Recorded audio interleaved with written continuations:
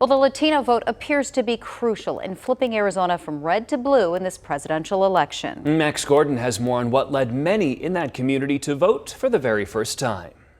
It's been quite the year for Abraham Cervantes. I got my citizenship in 2020. Meaning this was the first time he's voted in a U.S. presidential election. It took me time to realize that I too have a privilege. And he was one of the hundreds of thousands of Latino voters who filled out a ballot this year. I voted Democrat.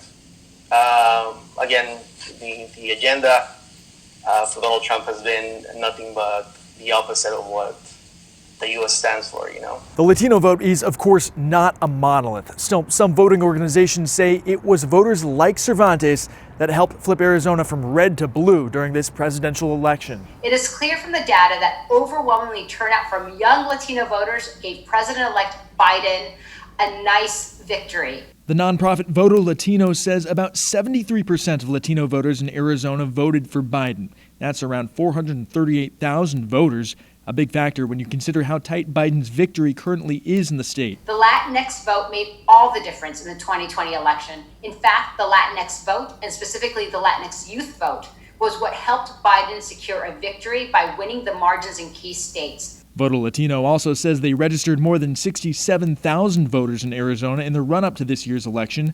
But for voters like Cervantes, it doesn't end with this election. We're here, we have a voice. And as far as what we have to do, we have to continue being involved, getting people involved. This is not going to happen on its own. Max Gordon, Arizona's Family.